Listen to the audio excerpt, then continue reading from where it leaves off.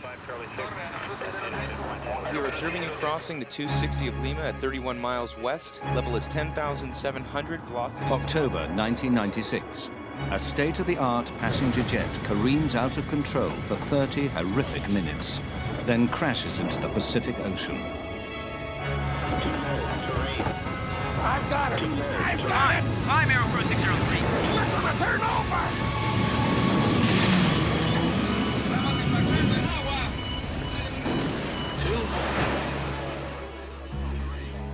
What could have brought down Aero Peru Flight 603?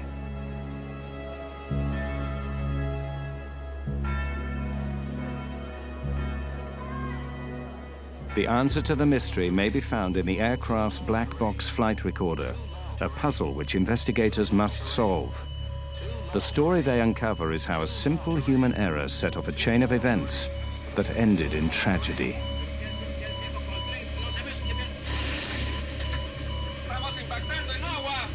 2 cents of American money brought down a $75 million aircraft and killed 70 people.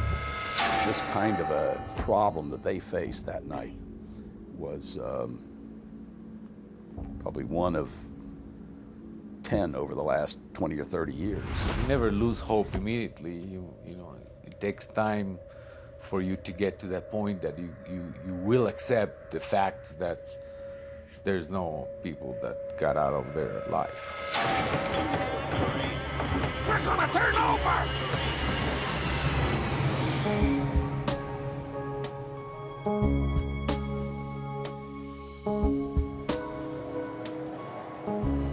Lima, Peru. Jorge Chavez International Airport. Aero Peru Flight 603 prepared for takeoff to Santiago, Chile. The plane was a 4-year-old Boeing 757, a state-of-the-art passenger jet known for its reliability and safety.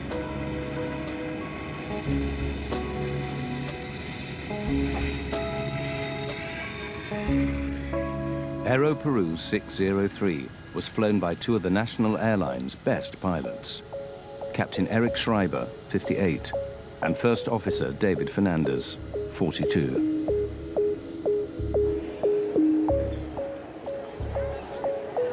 61 passengers and 9 crew members were aboard.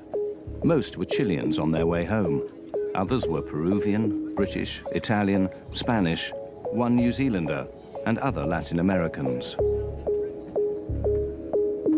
Among them, the brother-in-law and close friend of Mexico businessman, Monas Albert.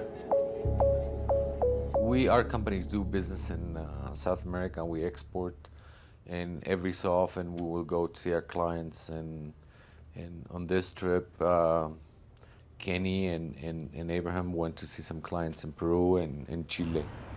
I had a very good relationship with both of them. With my brother-in-law, of course, we were like brothers. I love the guy. He married my only sister, so we had a great relationship.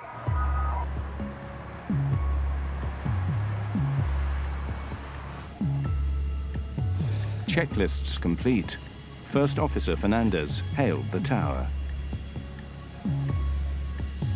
Lima Tower, Aero Peru 603, runway 15, ready for takeoff. Aero Peru 603, use noise abatement. Wind calm, ready for takeoff on runway 15. 1515, transponder. Flaps 15, takeoff briefing complete. The captain makes a joke about their precision. See how accurate we are? Not even Swiss. Rolling. The Aero Peru 757 was among a new generation of computer-controlled aircraft in which pilots are trained to rely on a central data system designed to reduce errors, both mechanical and human. On takeoff, the 757 performed perfectly.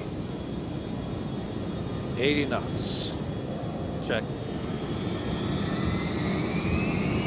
V1, rotate.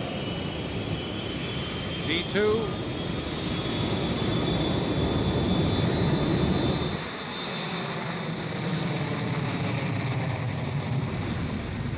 Gear up. right. Within moments, the pilots received a highly unusual reading. V2+10. The altimeters are stuck. The altimeter indicates the height of the aircraft off the ground. It read 0, though they were obviously flying. The altimeters have stuck. Yeah, All of them. this is really new. Keep V2+10. The 757 is equipped with 3 altimeters, one for pilot, one for co-pilot, one backup. All 3 were dead. Then they lost another crucial instrument, the airspeed indicator. The speed. Eh? The speed. What's going on? We're not climbing. No, I am climbing, but the speed. Hold it. Maintain speed. Aero Peru 603 left the lights of Lima, out towards the Pacific Ocean. With no airspeed or altitude instruments, the pilots were now flying blind.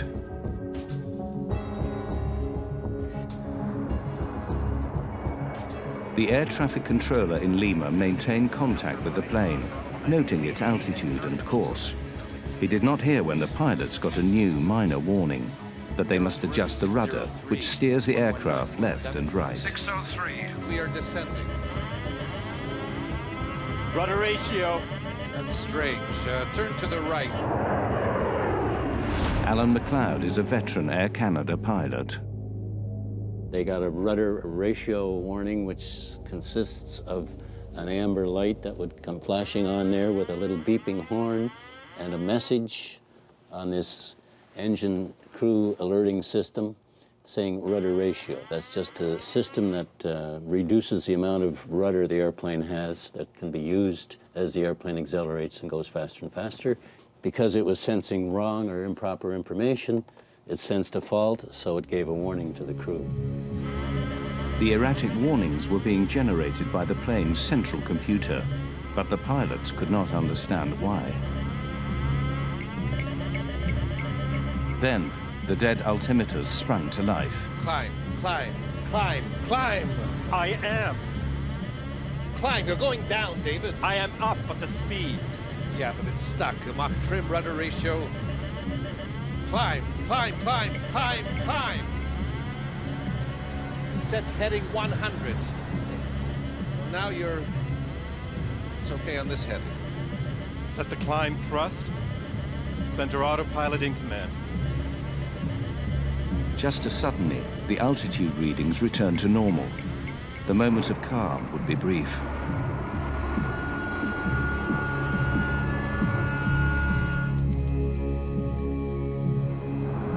Just 1 minute after takeoff, Captain Schreiber attempted to engage the autopilot to give them time to think. There is no command.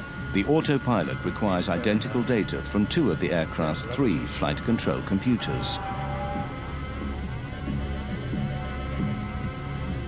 But Schreiber's instrument readings were so different from those of Fernandez, the autopilot disengaged. Then another alert.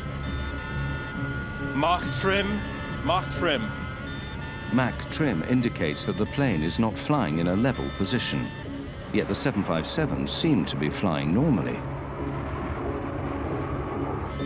Let's go to basic instruments. Everything's going to hell.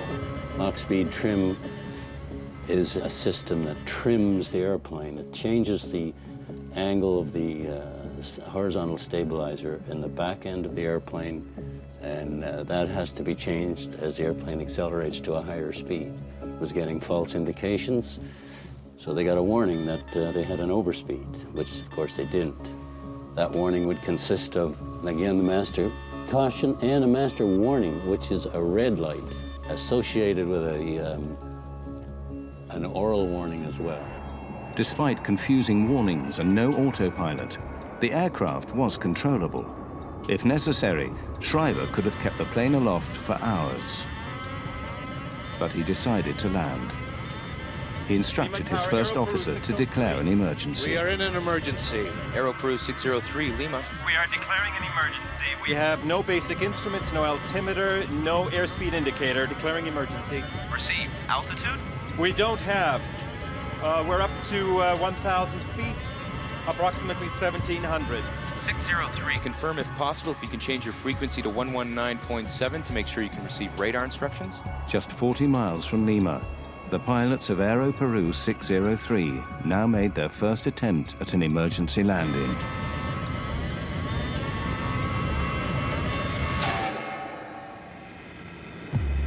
Puzzled by their problems, they began to suspect that the Aero Peru ground crew had tampered with the aircraft.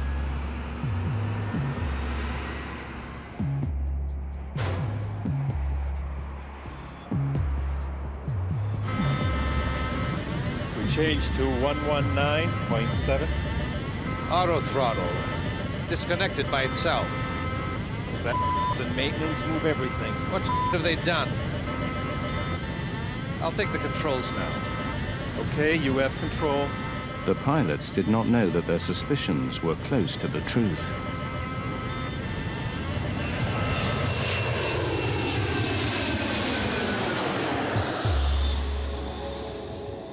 But there was no time to speculate further.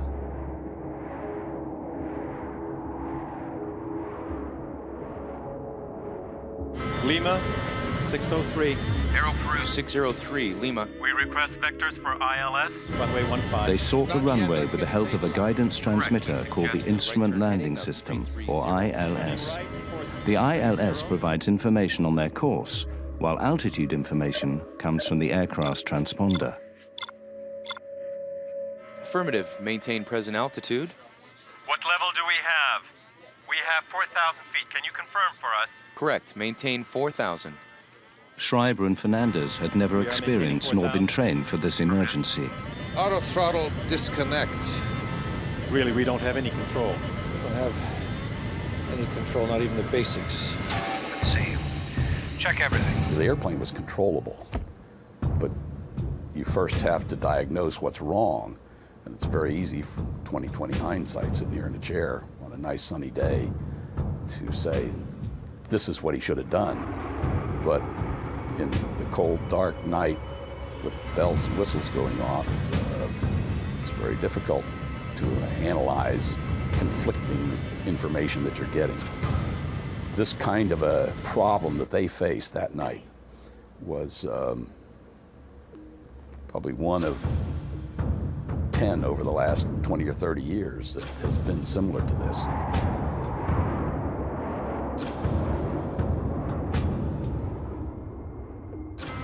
Over the dark Pacific Ocean, the pilots could not determine altitude nor speed by sight. They requested that the tower help guide them in. Responding. Airspeed is 0. All speeds. Right. Can you give us the airspeed, please, if you have us on the radar? Yes, affirmative. As of 10 seconds, It seems that you're climbing at level 6,000 at 22 miles south on heading 195. The air traffic controller's computers calculated a correct airspeed by measuring the plane's movement over the ground. Okay, we have that. We are on heading 190, and we have 7,000 feet on the altimeter. Yes, correct. You are now reaching 7,000. But neither the pilots nor the air traffic controller knew that the altitude indicated on the scope was incorrect. It was coming from the plane's erratic computer. The traffic controller would try to help the pilot, but he was receiving the wrong information on altitude.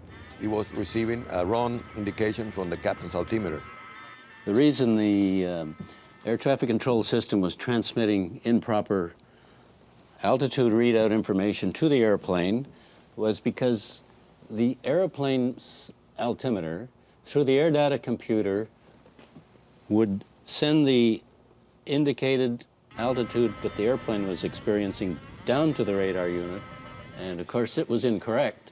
And they would read it off their readout down in the air traffic control center and transmit it back to the pilots, and of course it was incorrect because they were getting incorrect information to begin with.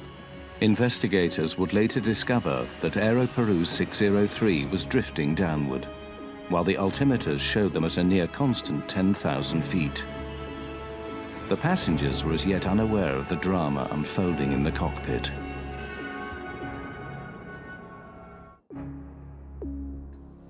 Avoid large or abrupt radar inputs. If normal left hydraulic system pressure available, left Now Captain hydraulic Schreiber system ordered Fernandez available. to scan the flight Yes, manual crosswind, for some do not attempt explanation of the auto land. warnings. Says left hydraulic system available. Yes, crosswind, do not attempt an auto land. In Lima, the air traffic controller continued to guide Aero Peru 603 back to the ground. Aero Peru 603, we are observing you now at level 9,200. What is your heading now? We're heading level 205. Affirmative. You are turning slowly to the right, correct? No, we are maintaining course to stay away from the coast. With incorrect altitude information being transmitted from the aircraft to the tower, they did not realize that the plane was descending. Your distance is 30 miles. Do you want a heading to proceed to the localizer, correct? Correct. We're going to suggest course north 360. 360. We have problems here reading the instruments. You're going to have to help me with altitudes and airspeeds. If it is possible. Okay, received. Let's go. The approach is set. The 757's computer sent critical warnings, information that the pilots were trained to obey, but could not trust. Let's try to make a descent on this heading. It's climbing. The airspeed plummeted to below stall speed, and then raced up again. Let's go down to 10,000 feet. Why does the speed go away so fast? Could it be the real speed? That's what worries me. No, I don't think so. Can you verify our speed, please? 320 is indicated. We have 350, but The no... engines are on idle, but we keep accelerating and accelerating. Okay, received. Nerves were now stretched tight. You can imagine the pilots, they're flying there. They don't have a true indication of the speed. They're obviously trying to fly the airplane and changing the attitude up and down. That in itself will change an indication of airspeed, although it was incorrect. Both pilots were really confused. They didn't know what to do. They didn't know how to act. And they did unhuman efforts to save the aircraft. But, I mean, they were really tired and of all the work and all the confusion and all the alarms. Fernandez suggested that they try the speed brakes, used to rapidly slow the aircraft. Extend the speed brakes. For a moment, it appeared to be working. Then, another warning. All three indicators are fine on speed, fine on overspeed. Overspeed means the plane is flying too fast. The pilots didn't believe it. But if it was right, the 757 could be torn apart. They were forced to make a decision, to speed up or slow down. If they got it wrong, 70 people would die.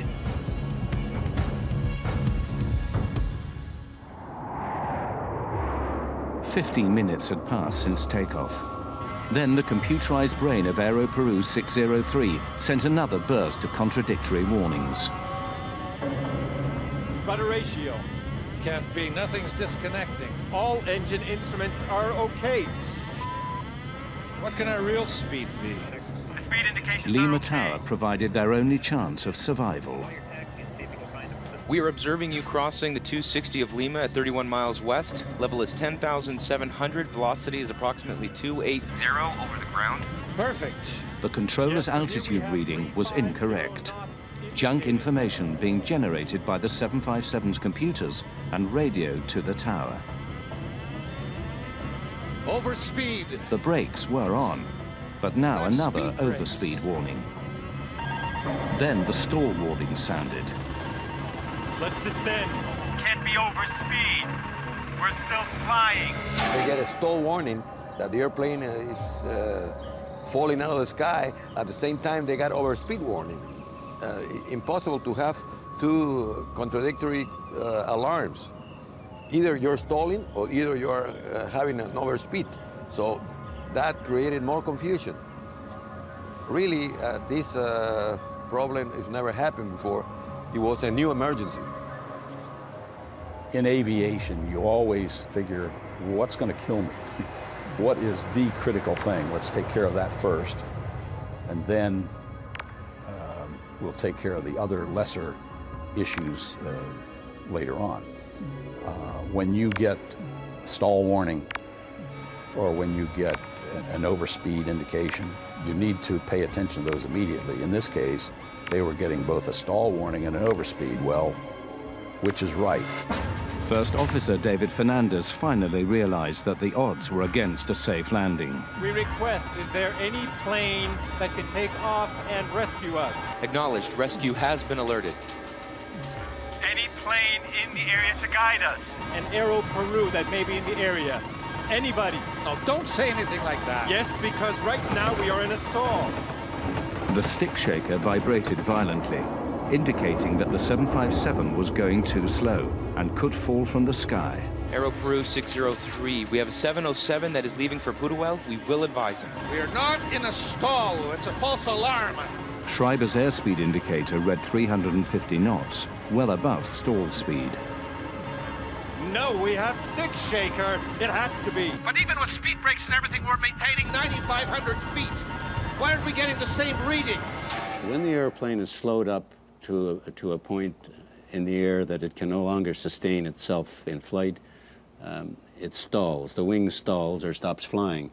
There's a warning system built into the airplane that tells the pilots when that's happening. It's known as a stick shaker, along with a voice warning, which we just heard. When the stick shaker goes off because the airplane is slowed down too much, you get a warning like this, where the control column is shaking and vibrating, along with the voice warning saying that the airplane is stalling. And of course, the pilots would go into the aircraft stall recovery procedure at that point.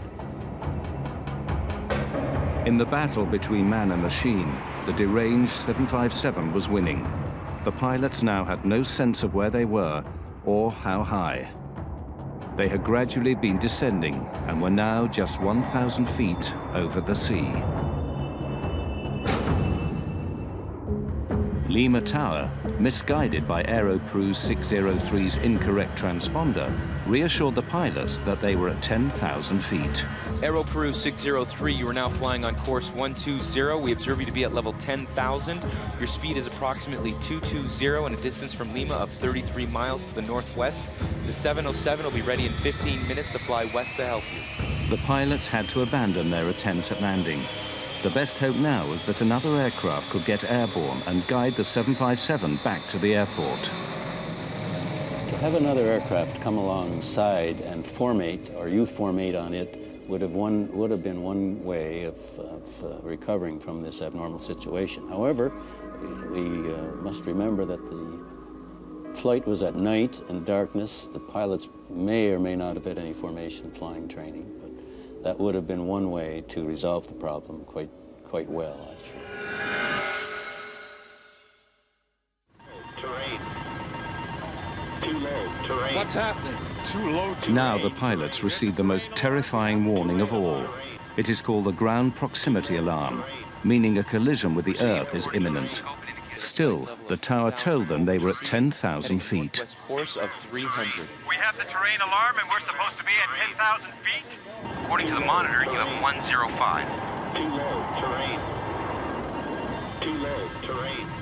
There is no checklist for if you have these 7 or 8 warnings going off, which they did, and they couldn't shut them off. It's a very rattling experience. I could play that tape for you, and you hear those things: whoop whoop, pull up, terrain, terrain, and all of these things going off, and the stick shaker. Brrr. It's a very unnerving environment. All the computers are going crazy here. Schreiber turned the aircraft toward the sea, away from a possible collision with a mountain or skyscraper. Too low. Terrain. Too low. Terrain. Despite the erroneous warnings, the terrain alarm was correct. There's a system on board the aircraft called the ground proximity warning system, and it senses a rate of descent in the airplane. The irony of the situation was they were getting warnings from that saying too low, terrain, terrain, too low. That probably, in all probability, was a true warning.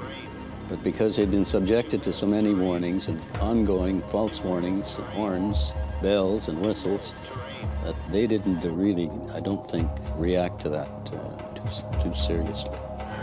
The air traffic controller noted Aero Peru's new course, away from Lima. Aero Peru 603. We observe you initiating a left turn to the west. I don't understand you. We observe you turning to the left, circling to the west. Affirmative, we are heading 250, but we are going out towards sea because of the low terrain alarm. The tower confirmed that the 757 had turned away from the airport, out toward the open Pacific. Yes, affirmative. We observe you 42 miles, flying to the west, course 250. We are over water, aren't we? Affirmative. Over the water. You are 42 miles to the west. Now in darkness and heavy haze, the pilots had another problem with their speed. Are we going down now? We have 370 knots. Are we descending now? We are showing the same speed. You have 200 knots Speed approximately. Speed 200 knots. 220 ground speed, reducing speed slightly. The pilots were stunned. 200 knots was precariously close to a stall speed. Damn, we're gonna stall right now. Let's go up. Let's see. Let's go up here. The two men struggled with the deadly situation. A computer that warns them of flying too fast, too slow, and too low all at once.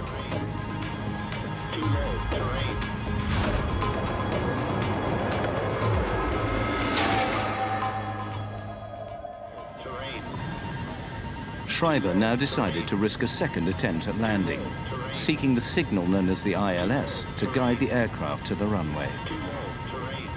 I want to try to intercept the ILS. I'm trying to descend. Lima, Aero Peru 603. We will try to intercept the ILS. Let us know if we are in. Received, Aero Peru 603. You show now level 9700. The instruments seemed to be working. For a moment, there was a glimmer of hope. This one's right. This one's okay, too. The air traffic controller attempted to raise the pilot's spirits with good news. Stand by to verify speed. The 707 is about to take off. It is on taxi. Confirm our speed. It is very important we do not have any speed indications on board. Understood. You're starting to turn and we observe your Ground speed at 270. Stay there, Eric. 270 is okay. They now knew their speed, but altitude remained fatally wrong. altitude is 9,700. Your speed is 140 knots, ground speed on the monitor. How can we be flying at this speed if we're descending with engines on idle? Give me the altitude, please. Yes, you are maintaining 9,700 according to the scope, sir. 9,700? Yes, correct. What is your indicated altitude? Do you have any visual reference? 9,700, but it is indicating too low terrain. Are you sure you have us on the radar at 50 miles? Hey, look, with 370, we have 370 what? Do we lower gear? Aero Peru 603, Lima. What do we do with the gear? Suddenly, they realized the awful truth. We're hitting water! Pull it up! Climb Aero Peru 603. If you need to, pull up. For 20 seconds, the pilots struggled for altitude.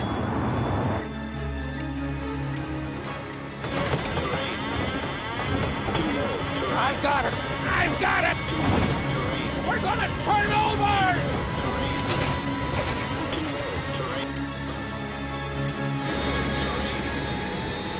Aero Peru 603, Lima.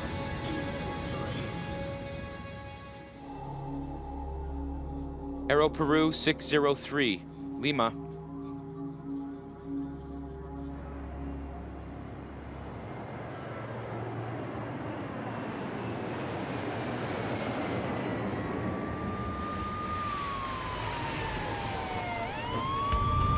The next morning, Mexico businessman Monas Albert learned that an Aero Peru flight had crashed. 5 minutes after takeoff, the crew informed the tower that they were having an emergency and they requested clearance to return to Lima.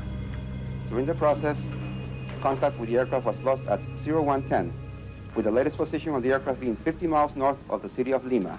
About 6 o'clock in the morning, I got up and turned on the news channel, and I heard there was a crash, an airplane crash of Aero Peru, but the news mentioned New York to Lima. Rescue operations are underway by authorities. The aircraft was carrying 61 passengers and 9 crew members. His brother-in-law and his business partner were on Aero Peru 603. So I went to the shower and didn't pay a lot of attention. But when I came out, they corrected the news and they said from Lima to Santiago. And I knew in that plane, Kenny and Abraham were flying. The news was very vague, so they mentioned there might be some survivors, and they mentioned that the plane crashed on the Pacific Ocean, and they didn't have a lot of news, and the crash was at night. So in my mind, I thought that the plane sort of landed on water and most people got out. Guido Fernandez had just been appointed Peru's accident investigator. Aero Peru was his first case. The co-pilot, David Fernandez, was his nephew. I was in bed. It was about 4:30 in the morning, and they called me. Your nephew is lost in an airplane. They asked me, how do you feel that your nephew was a co-pilot? My gosh, I feel very bad, but I'm a professional. I have to do a job. I have to comply and complete my duty. So that's what I did. Fernandez rushed to the crash site in a Navy helicopter. It was clear there were no survivors. 9 bodies were floating in the debris. The rest sank with the 757.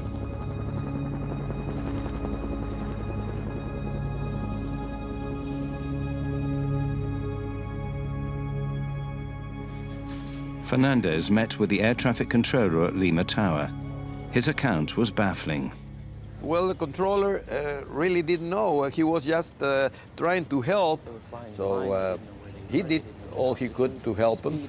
But unfortunately, for him, it was a new emergency too.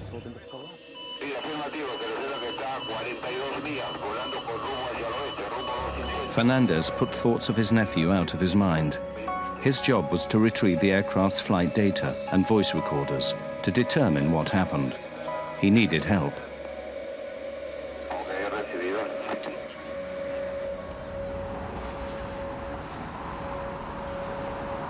Fernandez contacted the National Transportation Safety Board in Washington, D.C., the world's leading agency for air accident investigation. They had found the aircraft. It was pretty well documented by radar. The Navy, the Peruvian Navy, had gotten a fix on the flotsam and the wreckage in the ocean. And the only thing left to do was find it on the bottom of the ocean, which they did not have the facilities for. Rodriguez flew to Lima to join Guido Fernandez's effort to find answers. I found out that his nephew was the first officer. I suggested that perhaps they should consider removing Captain Fernandez from the investigation because of emotional involvement and what have you. The American investigator's concerns soon vanished. He was very objective, I would say an excellent investigator, considering that it was, and not a distant nephew, it was his very close relative. He did an outstanding job. The black box in the Boeing 757 can emit a locator beacon for 30 days before batteries run dead. The US Navy provided underwater remote-operated vehicles to survey the debris field, seeking the black boxes. The wreckage confirmed that the plane went down in one piece. I've done in-flight breakups that were spread over 15, 16 miles and maybe a mile and a half wide, which tells you instantly that just what you know of looking at the wreckage, that this thing didn't hit in one piece. It clearly was disintegrating as it was crashing. But in this case, it was a fairly tight debris field, and so obviously it hit at high speed and was fairly closely knit wreckage pattern. The data recorders were retrieved from the 757.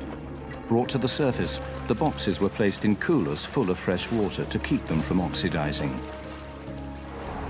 They were taken back to Washington for analysis at the NTSB.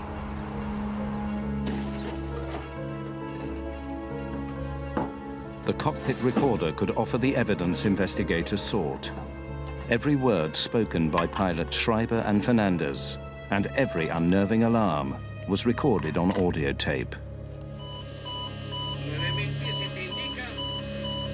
The recorded voices were faint, sometimes hard to make out, but the chaos in the cockpit rang through with chilling clarity.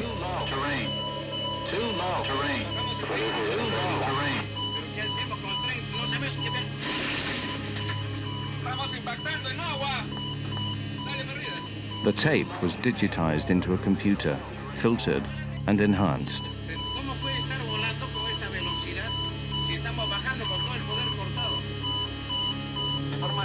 Now investigators had the clue they'd been looking for.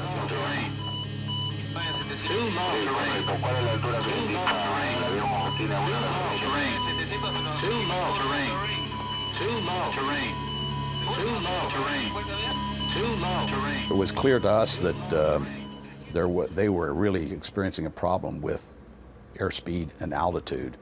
And the airspeed and altitude indications in the aircraft are strictly a function of what we call the pitot-static system. The pitot-static system is found on all aircraft, large or small. External ports measure outside air pressure to provide data on altitude and speed. If these ports are blocked, the plane's computers receive false data and generate false warnings. But why these ports would be blocked was a mystery. Robotic vehicles searched for the missing piece of the puzzle. What they found stunned investigators. Captain Schreiber's static port was completely blocked with tape. Investigators now learned what happened.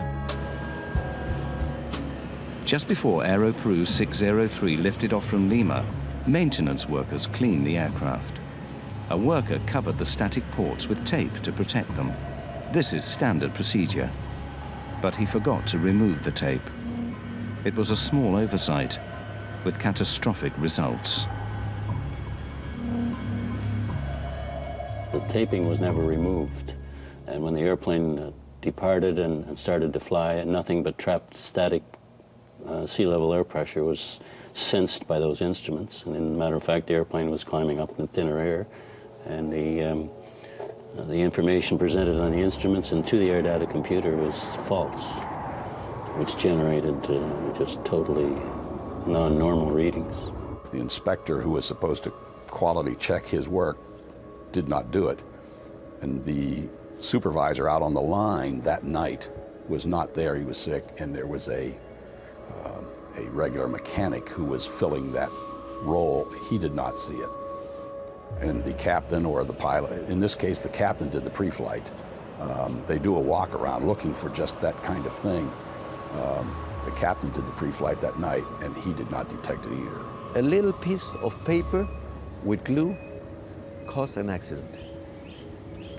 But the paper and the glue are not to blame. Humans are to blame, because humans use that tape in the wrong place for the wrong purpose. Another accident, shockingly similar to Aero Peru 603, had happened just 8 months earlier to another 757. In February 1996, 189 people died when a German charter called Bergen Air crashed 5 miles after takeoff from Puerto Plata, Dominican Republic.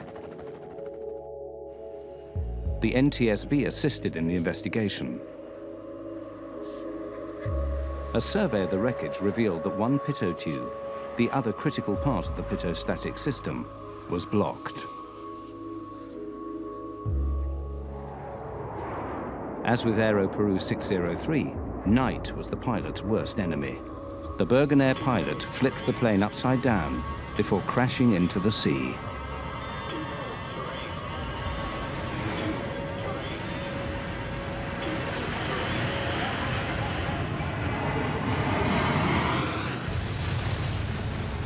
Bergen accident clearly pointed out already that a crew will get confused by these cryptic advisories, rudder ratio, mark airspeed trim, and not getting a clear indication what the underlying problem is, which is a problem with the air data computer or anything which comes behind it, the pitot tube or the static port.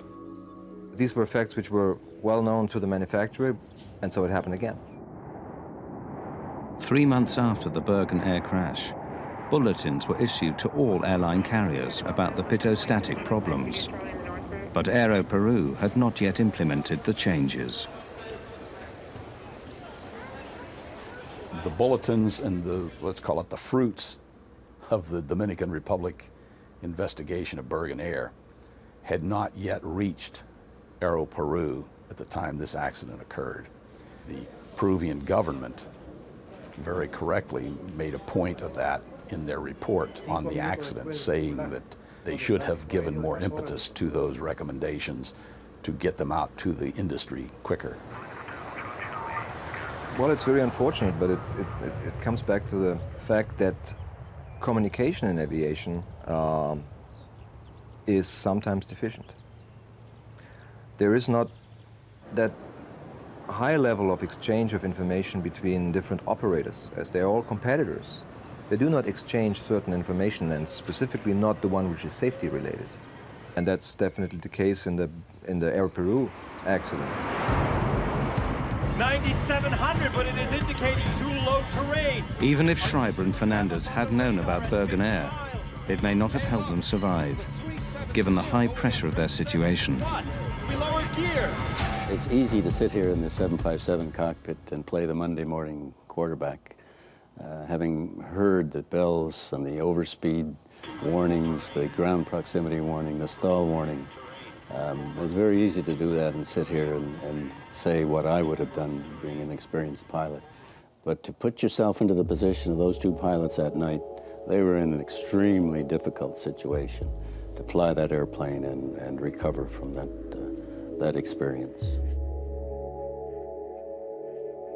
2 weeks after the crash, Monas Albert joined dozens of grieving families, seeking the remains of his brother-in-law and friend. He finally identified them in a Lima morgue. I wanted to find them. I really wanted to find them. And one part of me didn't want to find them because there was this fantasy that if I don't find them, maybe they're in an island with a drink and looking at some girls dancing. I can close the chapter. I can go and take him and have him buried, and there'll be a place for the family to go and put some flowers once in a while and say, okay, my brother-in-law's here, or my dad is here, or my husband is here. Now that investigators had the answer to the mysterious loss of Aero Peru 603, the lawsuits began.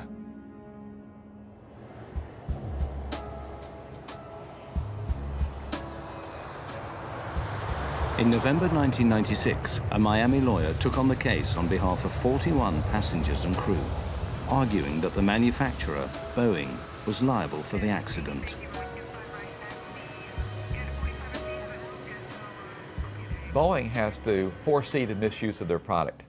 In other words, the manufacturer of a product is legally liable for the foreseeable misuse of their product, if it can be corrected. In other words, Boeing builds the airplane with a potential hazard in it. That hazard is that in order to clean the airplane, you have to cover the static port. And if you don't take it off, the airplane can crash. I wanted them back. And since I couldn't get them back, at least I wanted the wives of the victims to get compensated. How much is that worth? I don't know. I didn't know. Abraham had 3 daughters, and now they don't have a father. So what is the compensation? The best compensation, if can be done, is get them back. Give them life back again. But because that is not possible, then the other possibility is to get a monetary compensation. And then you fight for the best compensation you can get. Boeing argued that Aero Peru was at fault, not its 757. An Aero Peru worker taped the static port, which is marked with clear warnings. Boeing also blamed Captain Eric Schreiber. It was his job to visually inspect the aircraft before taking off. But investigator Richard Rodriguez can understand how Schreiber overlooked the tape on the static port. One of the reasons is it's very high. It's about maybe 15, 17 feet up in the air. And at night with the flashlight, and this happened to be duct tape, which you're not supposed to use. They specify the tape, and it was duct tape, which is silver. So it would not distinguish itself against the background of the fuselage of the aircraft. So basically 3 or 4 people failed to detect the tape on the aircraft prior to departure.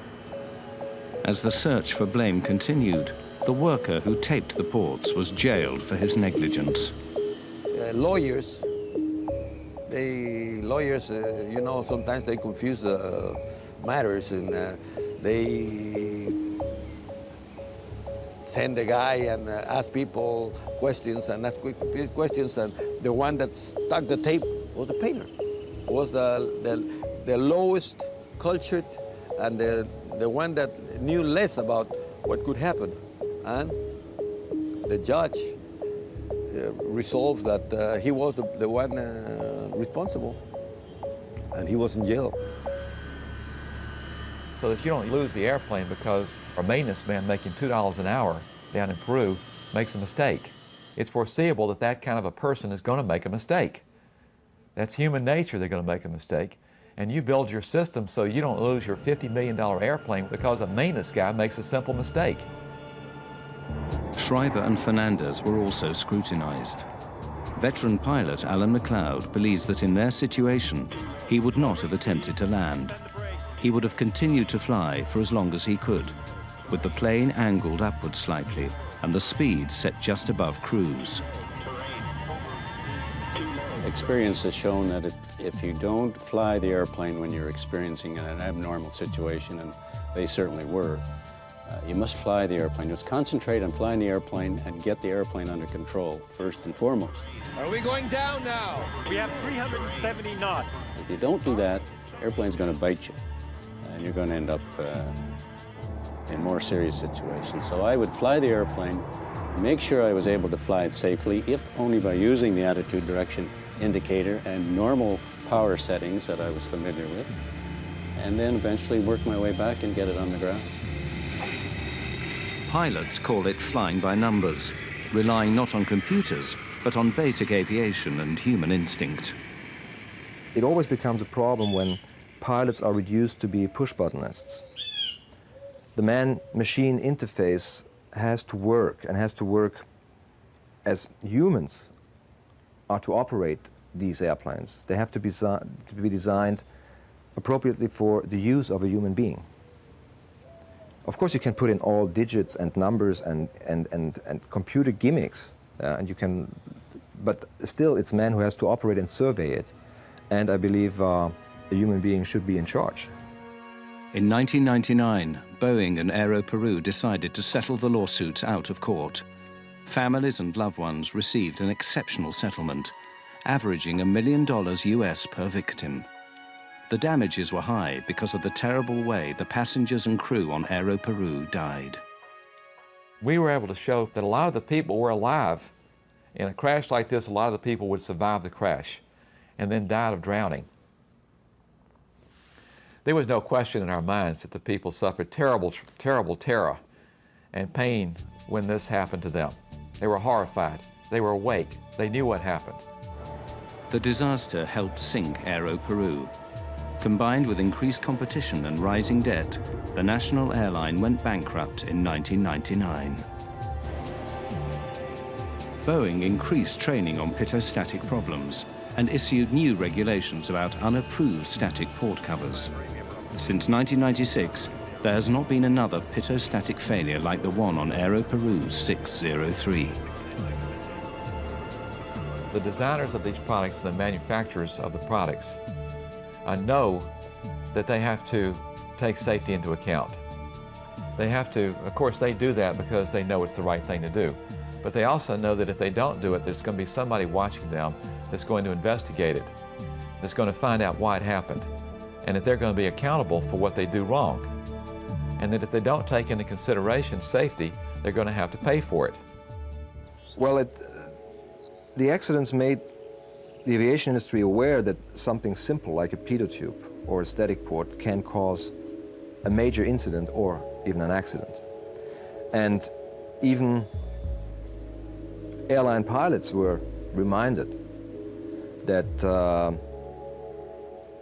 this is a vital basic thing and it may happen, and this is the way how to prevent it to turn into a catastrophe. The case was settled, the industry repented, and moved on. Such is the world of commercial aviation. But it was little consolation for those whose lives were scarred forever by an insignificant piece of tape. It's suddenly, you say that guy doesn't exist anymore. It's very hard to swallow that. It's very hard to understand. And it took me a long time to accept. So the memory is still there, and it will be there for a long time. I'm not gonna let go. I don't wanna let go.